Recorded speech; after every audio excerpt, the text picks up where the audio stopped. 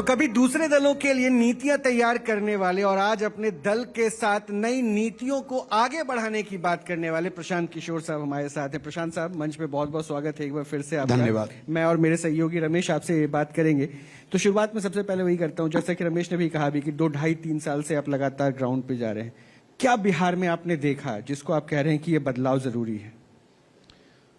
बिहार में गरीबी देखी, तकलीफ देखा, लोगों की लाचारी बेबसी दिखी, और जितनी बिहार की मेरी समझ थी, जितना बिहार आंकड़ों में गरीब बदहाल दिखता था, उससे ज़्यादा परेशान लोग दिखे। और साथ ही लोगों की आंख में वो चमक भी दिखी कि अगर कोई रास्ता निकल सकता है तो लोग उसके लिए चलने को, वो प्रयास करने को तैयार भी दिखे।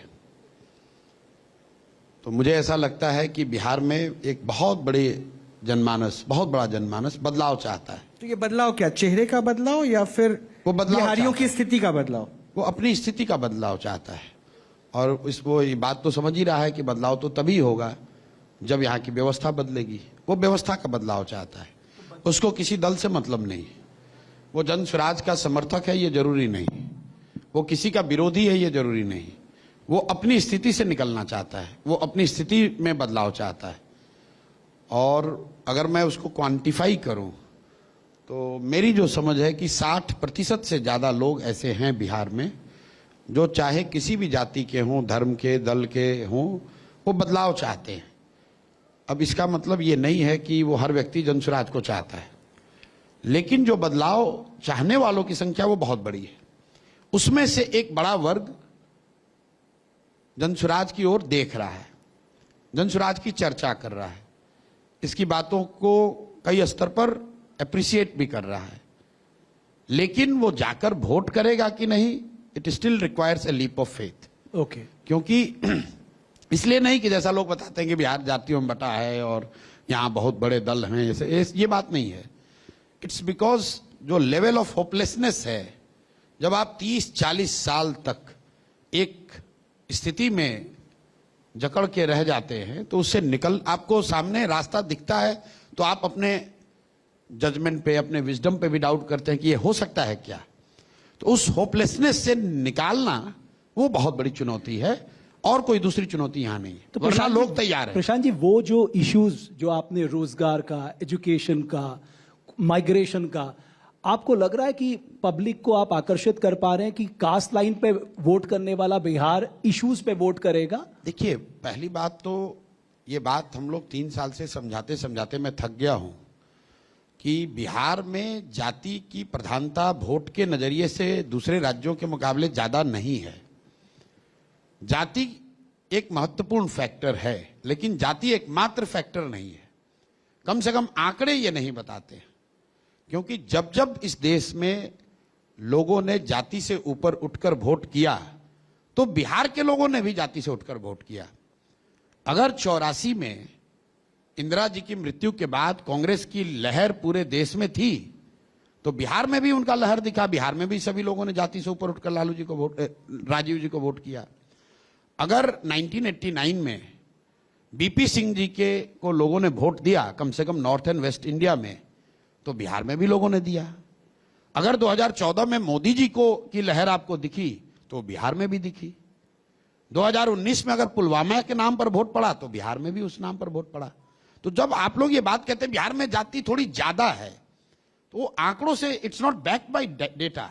क्योंकि डिग्री ज्यादा तब मानते कि भाई 14 में पूरा देश मोदी को वोट दे दिया लेकिन बिहार में लोगों ने जाति पर दिया, तो मैं मान लेता कि अलग है।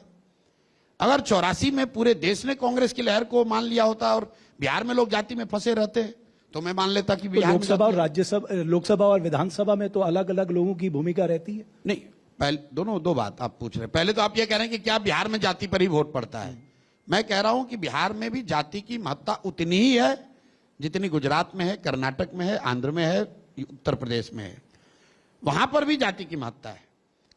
लेकिन ये मीडिया का या जो एनालिस्ट हैं, विशेषज्ञ अपने को बताने वाले लोगों का ये बायस है कि बिहार में ही जाति है।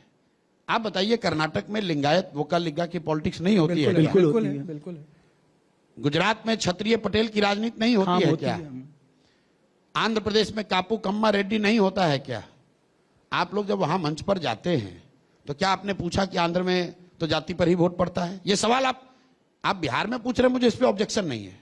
मेरा ऑब्जेक्शन उन सारे पत्रकारों से है। अभी आप कह रहे हैं हाँ बिल्कुल है, लिंगायत वो का लिखा है, लेकिन आप कर्नाटक के पॉलिटिशियन को ये सवाल नहीं पूछते। ये पूर्वाग्रह है लोगों का बिहार के प्रति कि बिहार पिछड़ा क्यों है? अरे भैया यहां तो सब जाते पर होता है।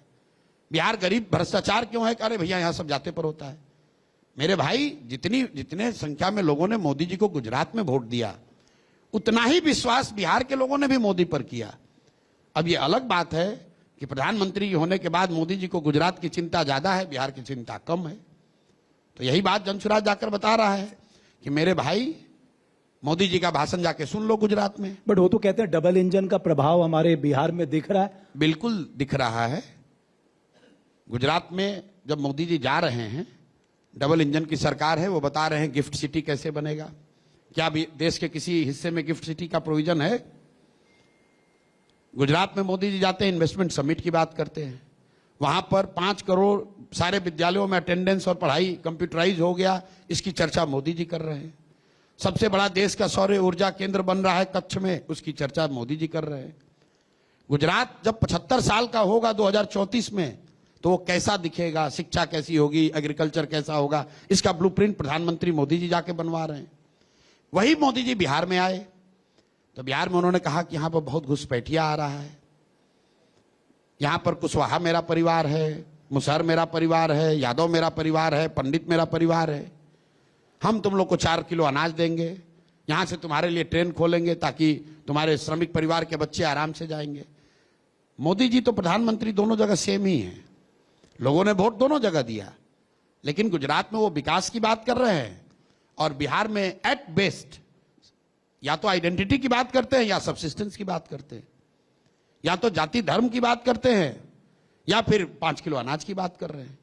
आपने कभी सुना, आप लोग तो बड़े पत्रकार हैं, कि आज मोदी जी ने दिल्ली में बैठक की, पिछले 10 साल 15 साल की मैं बात कर रहा हूं, जिसमें उन्होंने चर्चा की कि देश के सबसे गरीब और पिछड़े राज्य बिहार में बाढ़ की स्थिति को सुधारने के लिए या पलायन को रोकने के लिए आज विशेषज्ञों को बैठाया गया, नीति आयोग में या प्रधानमंत्री कार्यालय में कोई बैठक हुई।